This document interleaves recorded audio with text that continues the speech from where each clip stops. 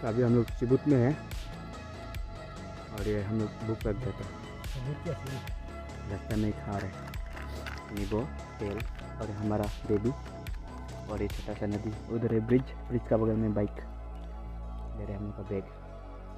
और ये रहा टिफिन और ये हमें